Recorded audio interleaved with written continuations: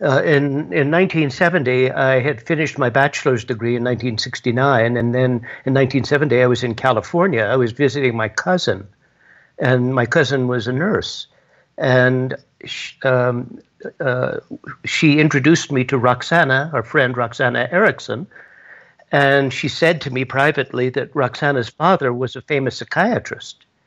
And I said, well, I won't hold that against her. At the time, my primary interest was fighting against the Vietnam War. I was working with organizations, for example, Joan Baez, a folk singer, and we were protesting against the Vietnam War.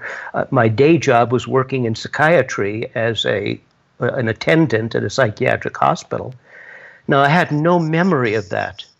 I had no conscious memory of being introduced to Roxana Erickson. And Erickson, in 1970, the name didn't mean anything to me. But when I was in my master's degree program, I had a psychiatrist who was my supervisor. And I had a psychologist who was a very good therapist, and he was also my supervisor.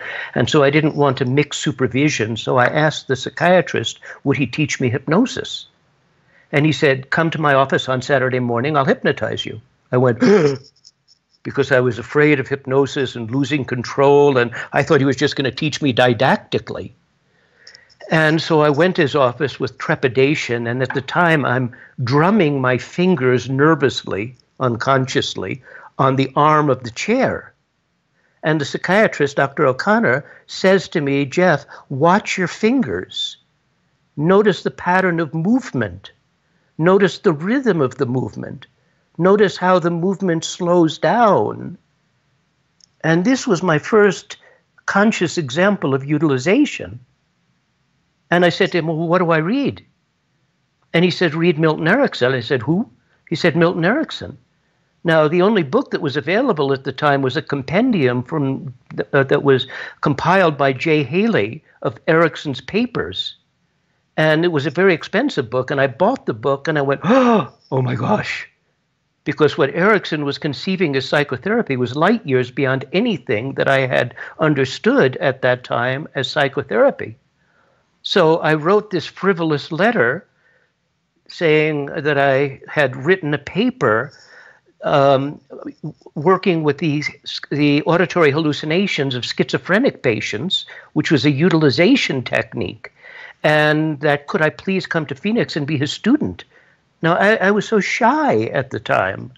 This was beyond me, and I couldn't even imagine how I did that. Actually, I had previously written a letter to my cousin in Tucson, who was then living in Tucson. I said, I started studying Milton Erickson, and if you ever go to Phoenix, you have to visit him. This man's a genius. And then she reminded me about meeting Roxana, and she had spent somebody creeping through the process here. And so she had reminded me that I had met Roxana. I wrote to Roxana. I wrote to Dr. Erickson.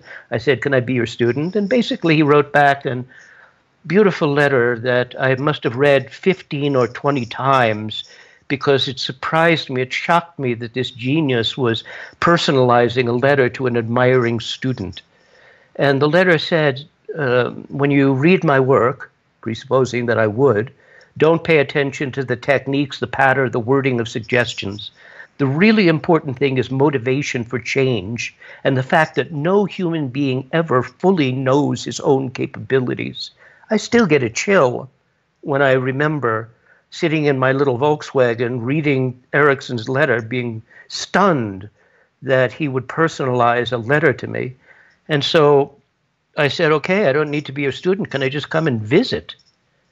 And so, yes, in 73, at the end of 1973, I made my first of many trips to Phoenix. And then eventually in 1978, 2 years before Erickson died, I moved to Phoenix, effectively taking over his private practice because he was retired and he didn't have anybody to refer patients to.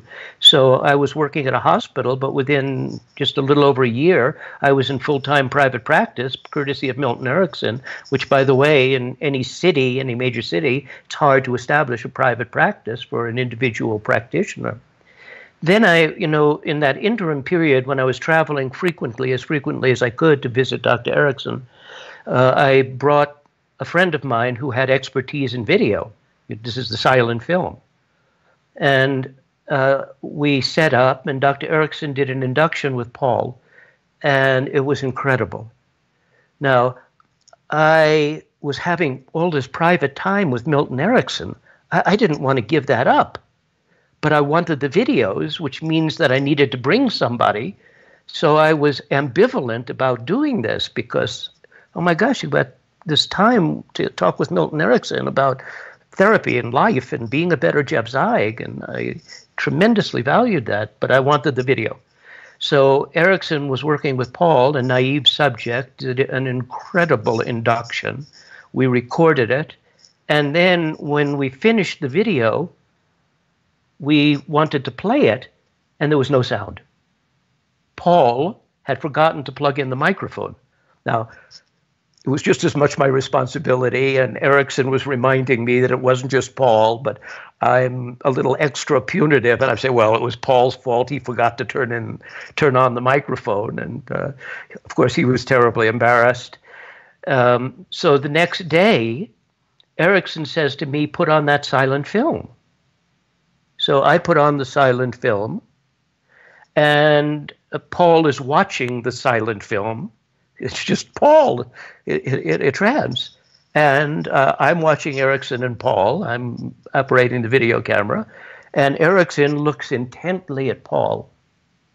And Paul's looking at the video, and Erickson looks intently at Paul. And Paul's looking at the video, and Erickson's looking intently at Paul. And Paul goes into a trance.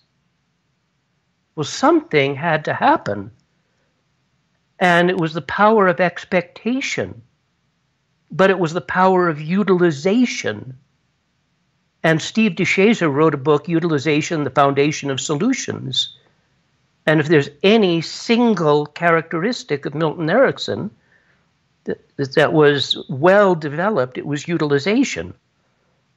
So whatever happened, Erickson was an alchemist. And he was a person who, if you gave him a little bit of straw, he would turn it into gold. And this was his life. Everything was utilized. And if you want an answer to how to be happy, how to be creative, how to be motivated, that is based in utilization.